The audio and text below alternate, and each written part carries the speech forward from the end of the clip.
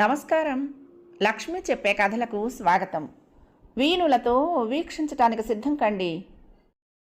ప్రియ సఖులు, ఇప్పుడు మనం ఒక చక్కటి హాస్య కథతో 2025 సంవత్సరానికి వీడ్కోలు చెప్పేద్దామండి.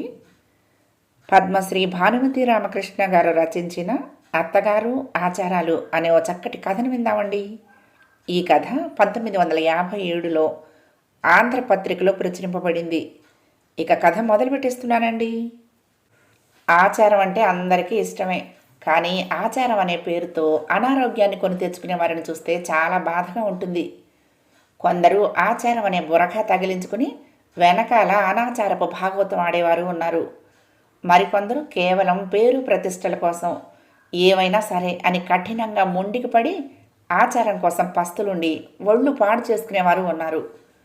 మంచినీళ్ల బావి దగ్గర చేరే ఆడంగులంతా ఆచారాన్ని గురించిన చర్చ లేనిదే నీళ్ల బిందె భుజానికి ఎత్తరు కదా. అందులో ముఖ్యంగా వీడోలు. ఒక నడివయసు ఆవిడ మరొక వయసు మళ్ళిన ఆవిడ మెప్పు కోసం కక్కి నాకేమో ఊరగాయ జాడి వైపు చీపురు పుల్ల తగిలినా చీకాకేస్తుంది, వెంటనే ఆ జాడి తీసి దెబ్బలో బారేయాల్సిందే. మా అత్తగారి ఆచారం నీకు తెలియంది కాదుగా, నేను కాస్త తోసేసుకున్నా ఆవిడగారు మండి పడతారు కక్కి అంటుంది. పడతారమ్మా పడతారు. కూతుర్ని నియోగుల ఇంట్లో ఇచ్చినప్పుడు ఆచారం ఏమైందో. నీకేం నిక్షేపం లాంటి కుటుంబంలో నుంచి వచ్చావు. మీ అత్త చెంచమ్మ కంటే నీ వాళ్ళే ఎక్కువ ఆచారవంతులని మా కక్కి అంటూ ఉంటుంది.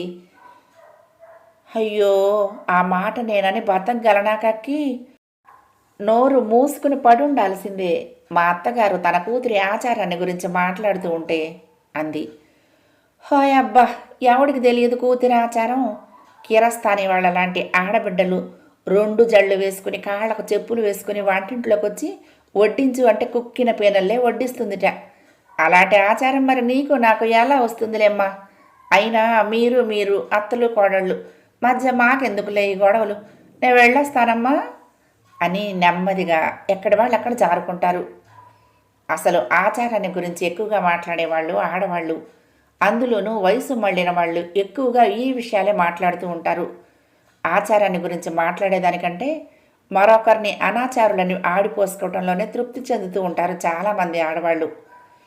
అలాంటి వారి మధ్య కర్మంజాలక పడుచు సుమంగళీలు ఉండటం తటస్థిస్తే ఇబ్బందిలో పడతారు. పెద్దవాళ్ళ మాటలకు అవును అనాల్సిందే ఇష్టం లేకపోయినా. ఆచారాన్ని గురించి ముసలివాళ్ళు చెప్పే లెక్చర్లు వినాల్సిందే విధి లేక. అలా వినని పడుచులు ఎవరైనా ఉంటే ఆ ముసలి గుంపంతా ఆ పడుచు పిల్లల్ని వెంటనే రాల్చిపోస్తారు. మరీ మిడిమేళం, నడమంత్రం, నీలుగు, గీర్వాణం, ఫ్యాషను ఇత్యాది మినపసున్ని ఉండల్లాంటి అరగని మాటలతో ఆడిపోసుకుంటారు. ఆ భయంతోనైనా ఒక చెవి ముసలి వాళ్ళకు ఒప్పచెప్పాల్సిందే. నా కర్మం చాలక ఒకసారి వయసు మళ్ళిన ముసలి వీడో మహాసభలో ఒంటరిగా చిక్కుకున్నాను. అది ఒక బంధువుల ఇంటి పెళ్లి భోజనాల సందర్భంలో. లోపల వంటలు అవుతున్నాయి. వైష్ణవ వంట వాళ్ళంతా మడిగట్టి వంట చేస్తున్నారు. ఇల్లంతా సందడిగా ఉంది. కొత్త కోడళ్ళంతా పిల్లల్ని ఒళ్ళో వేసుకుని జోకుడుతూ పిచ్చాపాటి మాట్లాడుకుంటున్నారు. కొందరు పెళ్లి కూతుర్ని ఆమె నగలని విలువ కడుతున్నారు. మగవాళ్లంతా పెళ్లి కొడుకుతో సహా మేడ మీద కూర్చుని రేడియో వింటున్నారు. నాకు ఆ ఇల్లు మనుషులు కొత్త కావటం వలన మా అత్తగారిని అంటిపెట్టుకుని ఆవిడగారు ఎక్కడ కూర్చోమంటే అక్కడ కూర్చోవలసి వచ్చింది. ఆవిడగారి పాత స్నేహితురాండ్రు, తోడికోడళ్ళు, చెల్లెళ్ళు, వేలు విడిచిన మేనమామ మేనత్త పిల్లలు. ఓ అబ్బా, ఆ లిస్ట్ ఆమె చెప్పాలి. అందరూ ముందు హాల్లో సభ తీర్చారు. కొందరు ఒత్తులు చేస్తూ, కొందరు విస్తరాకులు కొడుతూ మాటల్లోకి దిగారు.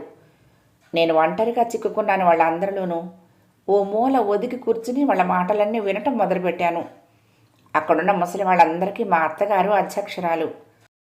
మా అత్తగారి కంఠస్వరం తంజావూరు తంబూరా మందర స్థాయి అనొచ్చు మెల్లగా మాట్లాడితే.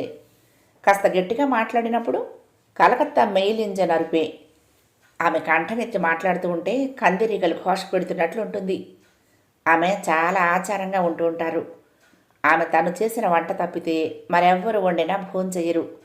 కన్న కూతురు వంట చేసినా పనికిరాదు ఆమెకు. తానే వండుకోవాలి, తనే తినాలి. మిగతా కూడా ఎవ్వరికీ ఉంచరు. అలా తను చేసుకోలేని నాడు పస్తుంటారు. 4 పండ్లు తిని చెంబుడు పాలు తాగి పడుకుంటారు కృష్ణ అంటూ. ఆమెకు అప్పుడప్పుడు ఫిట్స్ వస్తూ ఉంటాయి.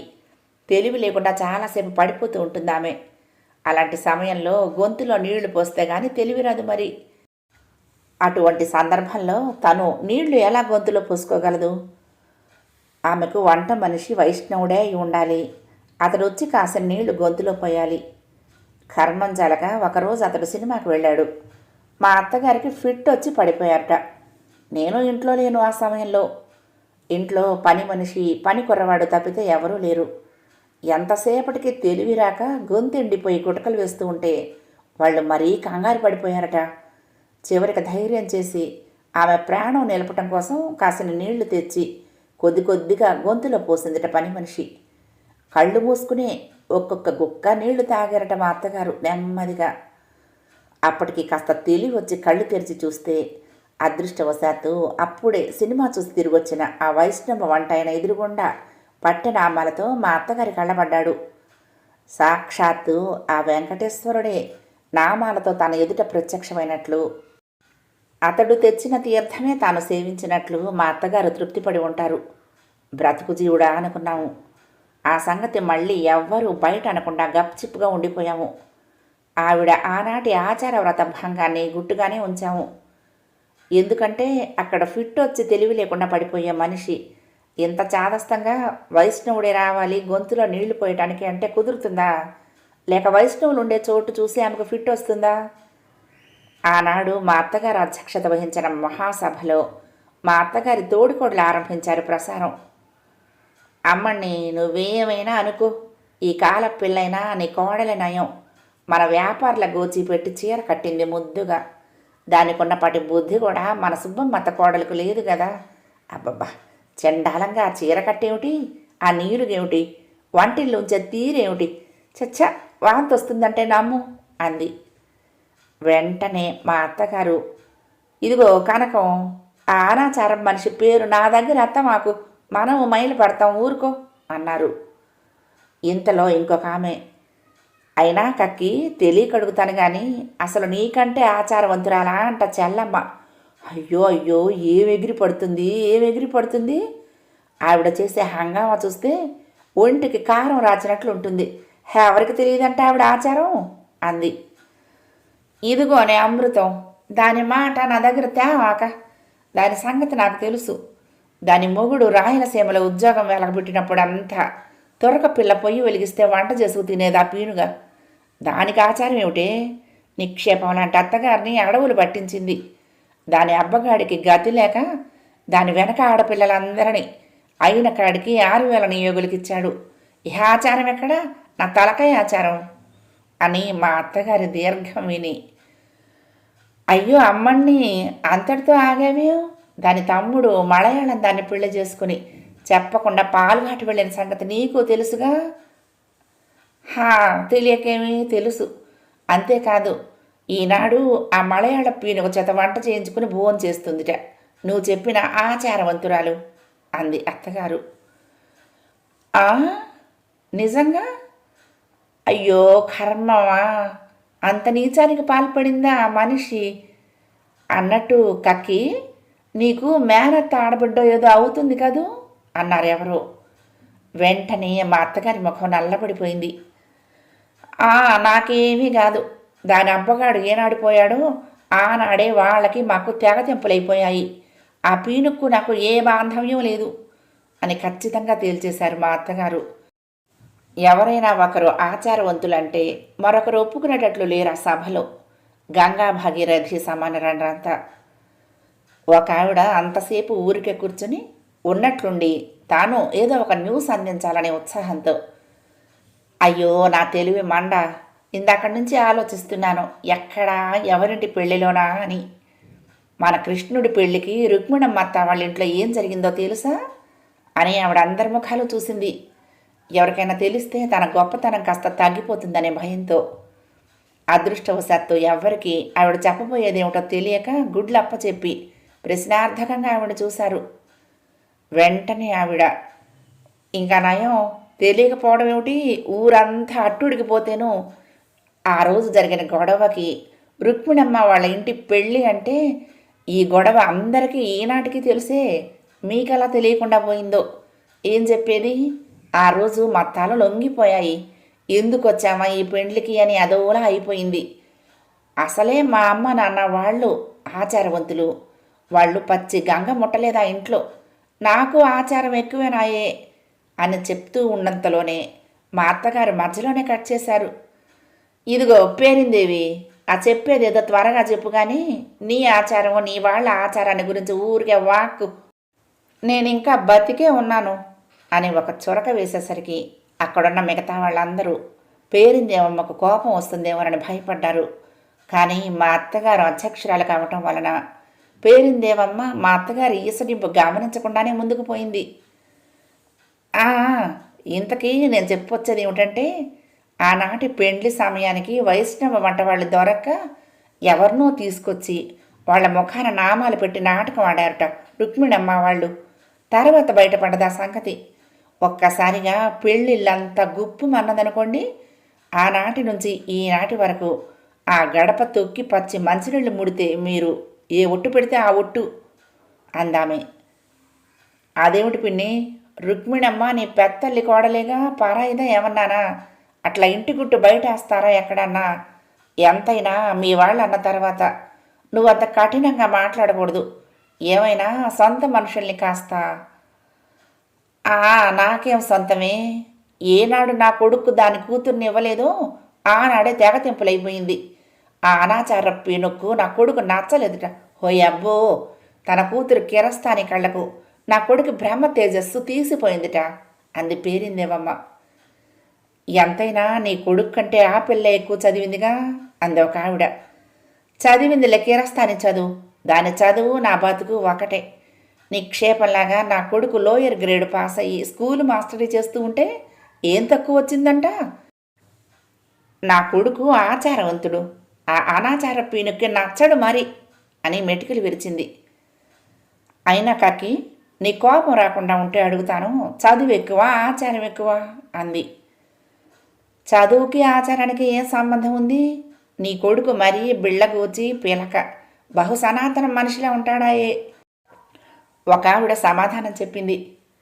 ఆ మాటకు అవతల ఆవిడకి కడుపు మండిపోయింది. అవునే, నా కొడుకు సనాతనుడు. వాడే కాదు, వాడబ్బ సనాతనుడు, వాళ్ళ తాత సనాతనుడు, వాళ్ళ ముత్తాత సనాతనుడు. నువ్వే వర్తవే నా కొడుకుని ఎగతాళి చేయడానికి వచ్చావు? నీలాగా నా కొడుకు కాఫీలు సోడాలు తాగడనా?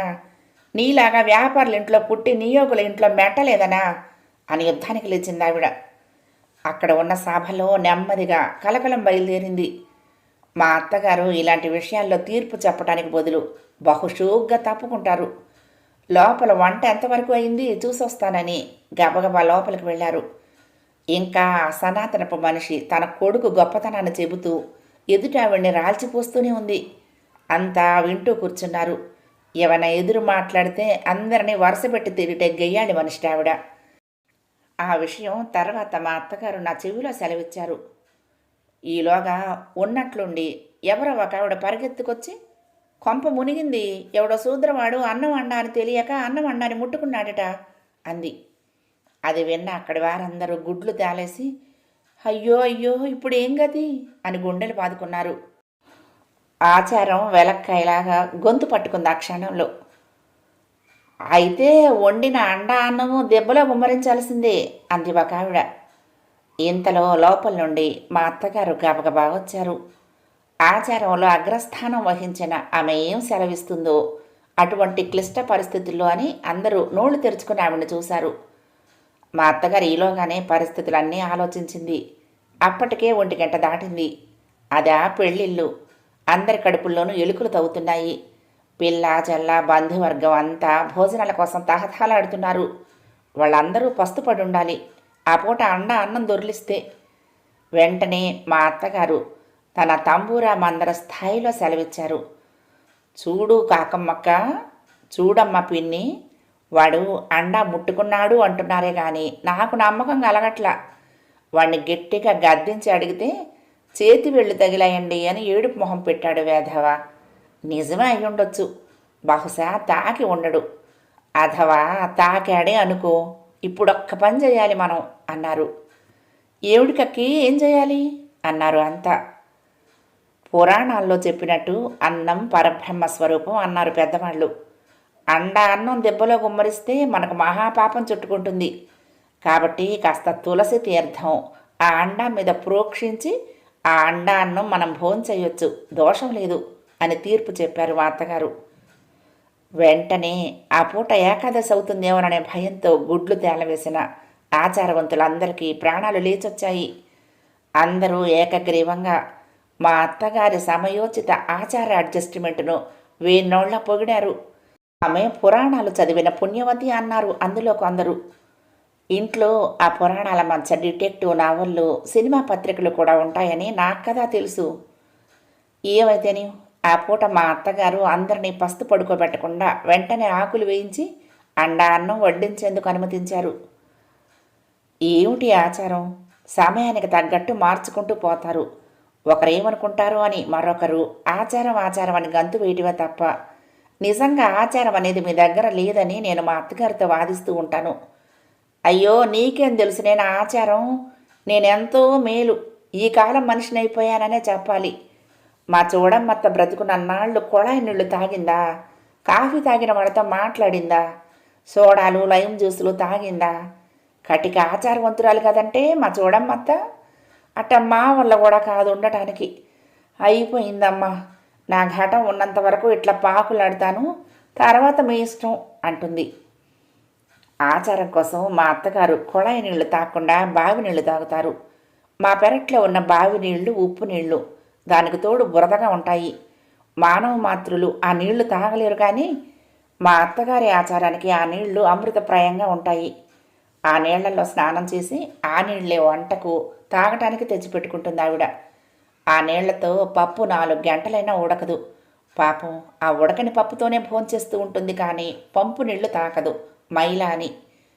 బావి లేకుండా ఒట్టి పంపు నీళ్లే ఉంటే ఏం చేద్దురు అని అడిగితే, ఏముంది, ఆ పంపు మీద కాస్త తులసి తీర్థం చల్లి కృష్ణ అంటూ తాగాల్సిందే, ఏం చేస్తాము అంటుంది. మరి ఇంక తులసి తీర్థంతో పవిత్రమయ్యే పంపు నీళ్లు ఇప్పుడు తాగొచ్చుగా అంటే, అదట్టాను నిక్షేపంలాగా బాగుండగా ఆ మైల నీళ్ళు ఎందుకే అంటుంది. ఉప్పు నీళ్ల బావి నిక్షేపంట. సమయం వస్తే ఎంత అనాచారమైనా తులసి తీర్థంతో పవిత్రం అవుతుంది. ఇది కేవలం చాదస్తమే. జరిగితే ఆచారం, జరగకపోతే తులసి తీర్థం, లేకపోతే మరొకటి, ఏదో ఆ సమయానికి సర్దుకునే ఆచారం. అదేమిటండి అంటే, మా ఘటాలిట తెల్లారిపోనివ్వండి, లేకపోతే ఫలానా చూడమ్మ కోడల అనరటే అంటుంది.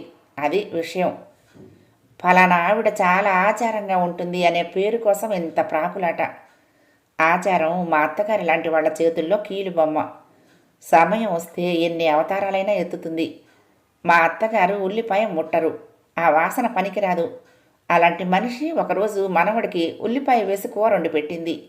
మా అందరికీ ఆశ్చర్యమైంది. అదేమిటత్త అంటే, పోన్లేవే బిడ్డకి చేద్దామని ఆశగా ఉండి చేశాను, స్నానం చేసి నా వంట చేసుకుంటే పాయే అన్నారు ఆవిడ. ప్రేమకు ఆచారం లేదు. తన మనసులో మనవుడి కోసం ఒక ప్రియమైన కూర వండి పెట్టడానికి కాసేపు ఆచారాన్ని ఒకవైపు నెట్టింది ఆవిడ. నిజానికి ఆవిడ రోజు ఉల్లిపాయ ముట్టిందని తెలిస్తే మిగతా ఆవిడ గారి తోడుకోడళ్ళు వగైరా అంతా ఆవిడ్ని అల్లరి పెట్టేవారే. నిజానికి మా అత్తగారి ఆచారం చాలా నయం. ఆవిడ కంటే కఠినంగా ఆచారాన్ని ఆచరణలో పెట్టేవారే ఎక్కువ మంది ఉన్నారు. నడుస్తూ నీళ్లు చల్లుకుంటూ నడిచేవారు ఇప్పుడు కూడా ఉన్నారు. అతి ఆచారం అనవసరం అంటుంది మా అత్తగారు. వెనుకటికి ఎవరో ఒక కటిక సనాతన పరుడు ఎండలో వెళ్తూ దాహానికి తట్టుకోలేక ఒక బ్రాహ్మణ ఇంటి ముందు నిలిచి మంచి తీర్థం అన్నాడట. ఆ ఇంటి ఇల్లాలు చెంబుతో తెచ్చిచ్చిందిట. చెంబు ముట్టుకుంటే అనాచారం అని తాక్కుండా మరొకింటికి వెళ్ళాట. ఆ ఇంటి వాళ్ళు గ్లాసులో తెచ్చిచ్చారుట. గ్లాసు తాకితే మైల పడతానని అక్కడ నీళ్లు తాక్కుండా వెళ్ళిపోయాట. ఆ విధంగా ఇంటింటికి వెళ్ళి నీళ్లు తాక్కుండానే దాహంతో ఊరంతా తిరిగి ఎండకు తట్టుకోలేక చివరికి ఒక మాలపల్లి ముందు మైకం వచ్చి పడిపోయి చాలాసేపటికి కళ్ళు తెరిచి చూస్తే ఒక గుడిసెలో చెప్పులు కుట్టుకునేవాడి ఒళ్ళో పడుకుని చర్మంతో కుట్టిన ఒక చిన్న దొనెలో నీళ్లు అతను తన నోట్లో పోస్తూ ఉంటే తను తాగుతున్నాడు. అది ఆచారానికి ఆఖరి మెట్టు. అసలు తమాషా ఏమిటంటే, ఈ కథ మా అత్తగారే చెప్పారు. ఇలా చెప్పినప్పుడు ఇంత తెలిసి మీరు చాదస్తంగా ఆచారం ఆచారం అని ఎందుకంత అవస్థలు పడతారు అని నేను అడిగితే, అయ్యో నాదేం ఆచారమే, మా చూడమ్మ ఆచారంలో నా ముఖం నేను సగం జరుపుకోగలనటే అంటుంది. మరుక్షణంలో ఫిట్ వచ్చి పడిపోతే గొంతులో నీళ్లు ఎవరు పోసేది తెలియని మా అత్తగారి చాదస్తానికి నాకు నవ్వొస్తుంది. కథ సమాప్తం. ప్రియ సఖులు, ఈ కథ మీకు నచ్చితే తప్పకుండా లైక్ చేయండి, షేర్ చేయండి, కామెంట్ చేయండి, సబ్స్క్రైబ్ చేసుకొని నన్ను ఎంకరేజ్ చేయండి. ఉంటానండి. ప్రేమతో లక్ష్మి, కృష్ణాతీరం దుర్గమ్మ సన్నిధానం. నమస్తే.